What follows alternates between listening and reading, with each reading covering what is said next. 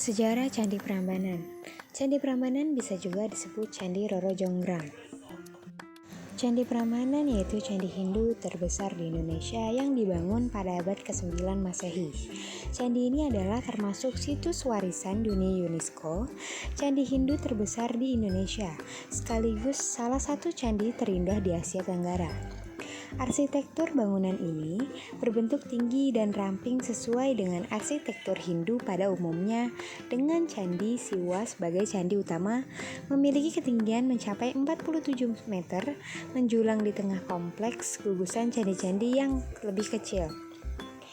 Sebagai salah satu candi termegah di Asia Tenggara, Candi Prambanan menjadi daya tarik kunjungan wisata dari seluruh dunia.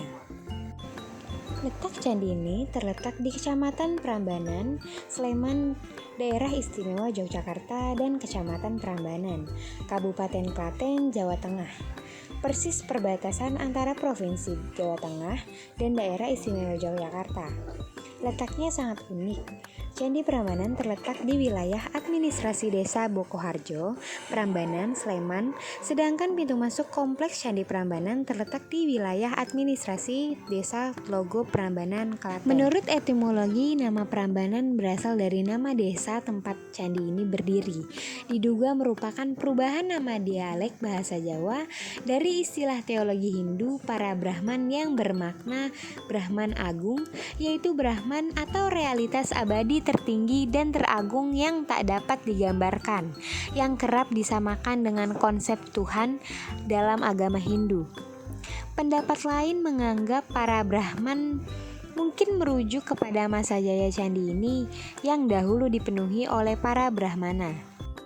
Pendapat lain mengajukan anggapan bahwa nama Prambanan berasal dari akar kata mban dalam bahasa Jawa yang bermakna menanggung atau memikul tugas, merujuk kepada para dewa Hindu yang mengemban tugas menata dan menjalankan keselarasan jagat. Prambanan adalah candi Hindu terbesar dan termegah yang pernah dibangun di Jawa kuno. Pembangunan candi Hindu kerajaan ini dimulai oleh Sri Maharaja Rakai Pikatan sebagai tandingan Candi Buddha Borobudur dan juga Candi Sewu yang terletak tak jauh dari Prambanan. Bangunan ini pertama kali dibangun sekitar tahun 850 Masehi oleh Rakai Pikatan dan secara berkelanjutan disempurnakan dan diperluas oleh Raja Lokapala dan Raja Sri Maharaja Dyah Balitung Mahasumbu. Berdasarkan prasasti Siwagra berangkat tahun 856 Masehi, bangunan suci ini dibangun untuk memuliakan Dewa Siwa. Kompleks bangunan ini secara berkala terus disempurnakan oleh Raja-Raja Medang Mataram berikutnya seperti Raja Sri Maharaja Dyah Daksa dan Sri Maharaja Dyah Tulodong, dan diperluas dengan membangun ratusan candi-candi tambahan di sekitar candi utama. Karena kemegahan candi ini, Candi Prambanan berfungsi sebagai candi agung Kerajaan Mataram, tempat digelarnya berbagai upacara penting kerajaan. Pada masa puncak kejayaannya, sejarawan menduga bahwa ratusan pendeta Brahmana dan murid-muridnya berkumpul dan mengunjungi pelaratan luar candi ini untuk mengajari kitab Weda dan melaksanakan berbagai ritual dan upacara Hindu. Sementara pusat kerajaan atau keraton kerajaan Mataram diduga terletak di suatu tempat di dekat Prambanan di dataran Kewu. Sekitar tahun 930-an, ibu kota kerajaan berpindah ke Jawa Timur oleh Sri Maharaja Empu Sindok yang mendirikan Wangsa Dinasti Isyana. Penyebab kepindahan pusat kekuasaan ini tidak diketahui secara pasti, akan tetapi sangat mungkin disebabkan oleh letusan hebat Gunung Merapi yang menjulang sekitar 20 km di utara Candi Prambanan. Kemungkinan penyebab lainnya adalah peperangan dan perebutan kekuasaan. Setelah perpindahan ibu kota, Candi Prambanan mulai terlantar dan tidak terawat, sehingga pelan-pelan candi ini mulai rusak dan runtuh. Pada tahun 1733, candi ini ditemukan oleh C. Alon, seorang kebangsaan Belanda. Candi ini menarik perhatian dunia ketika pada masa pendudukan Britania atas Jawa. Ketika itu, Collin, seorang surveyor bawahan Sir Thomas, menemukan candi ini. Meskipun Sir Thomas kemudian memerintahkan penyelidikan lebih lanjut, reruntuhnya candi ini tetap terlantar hingga berpuluh-puluh tahun. Penggalian tak serius dilakukan sepanjang 1880-an, yang sayangnya malah menyuburkan praktik penjarahan ukiran dan batu candi. Kemudian pada tahun 1855, Jane Willem mulai membersihkan dan memindahkan beberapa batu tanah dari bilik candi. Beberapa saat kemudian, Isaac melakukan pembongkaran besar-besaran dan batu-batu candi tersebut ditumpuk secara sembarangan di sepanjang sungai Opak. Arca-arca dan relief candi diambil oleh warga Belanda dan dijadikan hiasan taman, sementara warga pribumi menggunakan batu candi untuk bahan bangunan dan fondasi rumah. Pada 27 Mei 2006, gempa bumi dengan kekuatan 6,2 skala Richter menghantam daerah Bantul dan sekitarnya. Gempa ini menyebabkan kerusakan hebat terhadap banyak bangunan dan kematian pada penduduk sekitar. Gempa ini berpusat pada patahan tektonik Opak yang patahannya sesuai arah lembah Sungai Opak dekat Prambanan. Salah satu bangunan yang rusak parah adalah kompleks Candi Prambanan, khususnya Candi Brahma. Foto awal menunjukkan bahwa meskipun kompleks bangunan tetap utuh, kerusakan cukup signifikan. Pecahan batu besar termasuk panel-panel ukiran dan memuncak wajra menjatuhkan dan berserakan di atas tanah. Pada tahun 2008 tercatat sejumlah 856 wisatawan Indonesia dan 114 wisatawan mancanegara mengunjungi Prambanan. Pada 6 Januari 2009 pemugaran candi selesai. Pada tahun 2009 ruang dalam candi utama tertutup dan kunjungan wisatawan atas alasan keamanan. Pintu masuk ke kompleks bangunan ini terdapat di keempat arah penjuru mata angin. Akan tetapi arah hadap bangunan ini adalah ke arah timur. Maka pintu masuk utama candi ini adalah gerbang timur. Kompleks Candi Prambanan terdiri dari 1. 3 Candi Trimurti, 2. 3 Candi Wahana, 3. 2 Candi Apit, 4. 4 Candi Kelir, 5. 4 Candi Patok, dan ke-6 224 candi perwara. Maka terdapat total 240 candi di kompleks Prambanan. Kompleks Candi Prambanan terdiri atas 3 zona. Pertama adalah zona luar, kedua adalah zona tengah yang terdiri atas ratusan candi, dan yang ketiga adalah zona dalam yang merupakan zona tersuci tempat 8 candi utama dan 8 kuil kecil. Candi Siwa, Brahma, dan Wisnu. Candi Siwa sebagai candi utama adalah bangunan terbesar sekaligus tertinggi di kompleks Candi Roro Jonggrang.